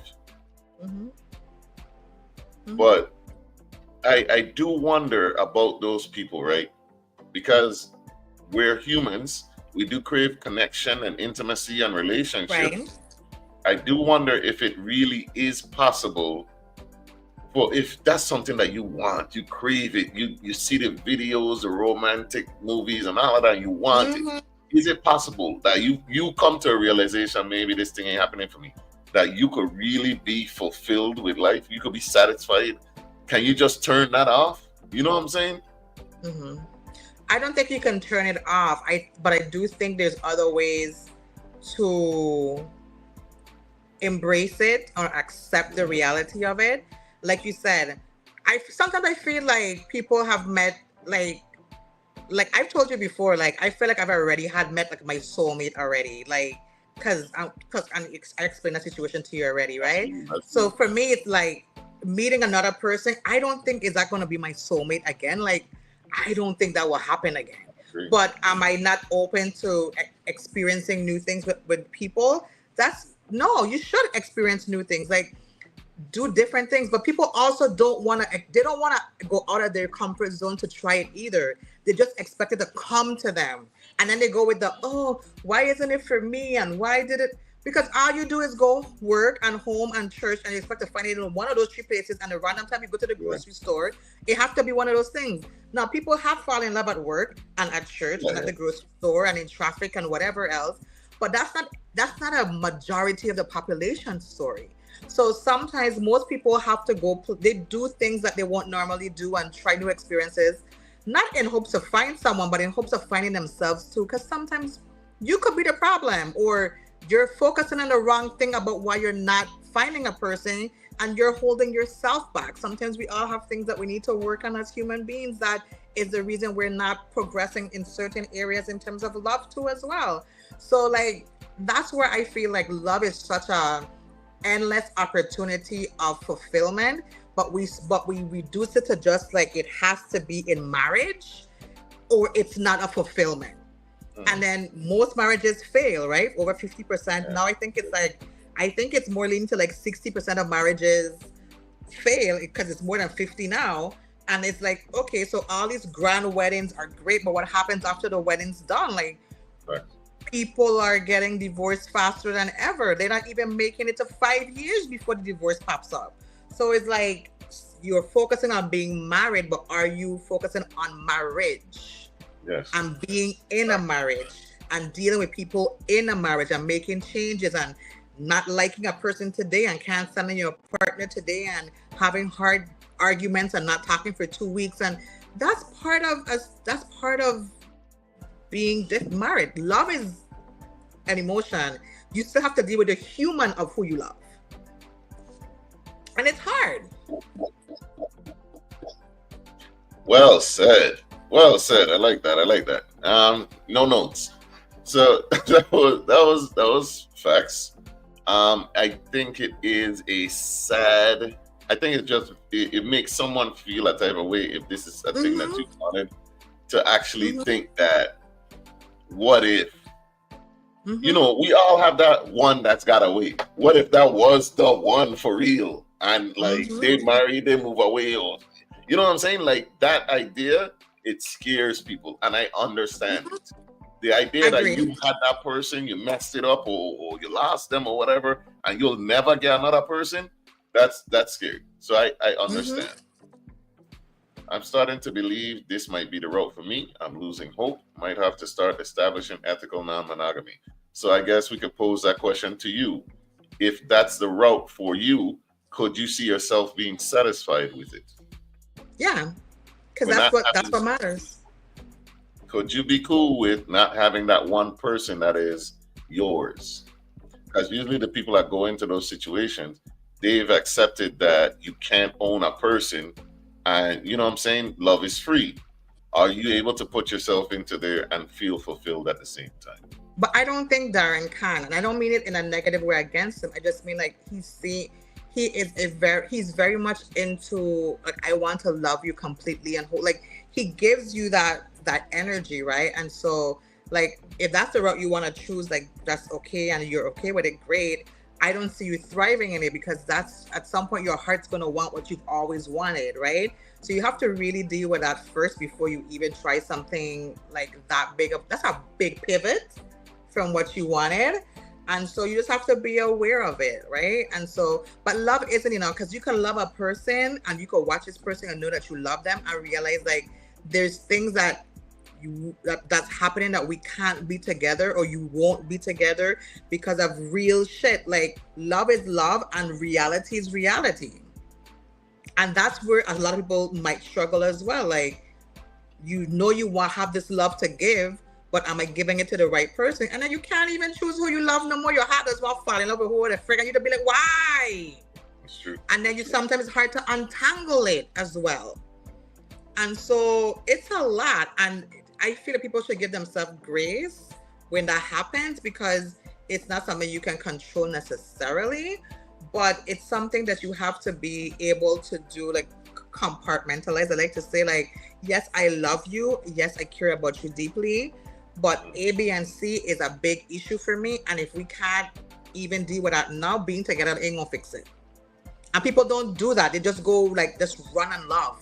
And when the love run out, then it's like, oh, he this and he murdered that and he blah blah blah blah. But he was all those things before when you was highly in love. You just accepted it. Thanks. And keep in mind when you go into those types of spaces, Jadena said it beautifully. I probably most likely won't be able to say it like him, but he went from, single and, one relationship to the polygamy thing. And he said it like people don't talk about how hard it is to see someone that you genuinely love and care about in intimate spaces with someone that's not you. Like it'll be like a bust chest for real. Like we need to consider that because we've already programmed ourselves a certain way. It don't just stop. You know what I'm saying? So consider that as well. And just for now, man, just love yourself, because too many people also, in the meantime, while they swear they're waiting on the right one or they're looking for the right one, they're not taking the time to fix themselves. They're not trying to be prepared for the right one. Because sometimes you might feel like you deserve love, but are you ready for the love if it comes to you? Or are you going to self-sabotage because you have not looked inside at all? You've just waited and think they're going to fix you when they arrive. No, you should be working on you until it comes, so you're ready. All right. It's been self-sabotage is a real thing. It is, because you're not used to real love. All your relationships will fail until one doesn't. It's only so much bust chest of disappointment a person can take. True. Agree. No, Darren, like we agree. We're not saying to go back and keep doing what you're doing. We're just saying it's a big pivot from what you're doing, and it's a hard adjustment. So just take that turn with grace and slowness as much as possible. Yeah, there's some things to consider for sure. Neci, do you have any words to leave the people with before we sign off? Sure. Thank you guys for hanging with us today. Yes, we were on a break and we're back today. So great to be back. Don't forget to like and subscribe and go follow my Cruise and Girl Neci page. I realize I don't really follow me for real. I'll go follow my page. I would appreciate it so much. Yeah. Neci don't put out as much content as I would like. But it's not that I don't want to. I do have a real demanding job sometimes. And follow I her really TikTok. have to play catch up, but it's not that I don't want to. Follow her TikTok too, because she don't post stuff on TikTok and don't post it on Facebook. And I'm like, yo, why are you even putting this over here? Because I need to get accustomed to like, I have to go back and I guess share it to Facebook. I guess I need to do that. But it's a learning. I still don't know how to do a lot of things on TikTok. It's just if you notice, it's very basic things that I do because that's all I know how to do at the moment. I feel like trying to learn things. Honestly, I've learned that's what you should do on TikTok. Find a niche and don't do nothing else. Like when I just say my little space. That's it. Yeah. That's what I'm saying. That's what I've noticed. I feel like I'm doing too much on there. Because when you look at certain people's page, like they go to that page for this thing. You get what I'm saying? So what you're doing, keep doing it. I have it to where when I post a TikTok, like it just downloads to my phone and then I upload to Facebook. Okay. So. I think it's been downloading on the phone. I need to look at it. Let me find out you got a whole heap of TikTok just sitting on your phone ready to go. Probably. Jesus Christ. All right. Hey, follow Cruise and Girl Neci on TikTok and Facebook. Help her walk her through this content creation thing, please. But we're going to be back here next week, Sunday, from 4 to 6 p.m. Share the live. Tell people about A Different Day with Jah and Neci. Like, share, subscribe. We're also on the YouTube at VI_very_own. Let me scroll across the screen. We're on Instagram, Same Difference 2022. or TikTok, same _difference_pod. Like I said, the YouTube is at VI_very_own. Be back here Sunday at 4 to 6. That's it for me. It's been a great episode. We appreciate all of you. I hope I don't get no backlash for talking about backlash. Have a great day. Love you. Peace.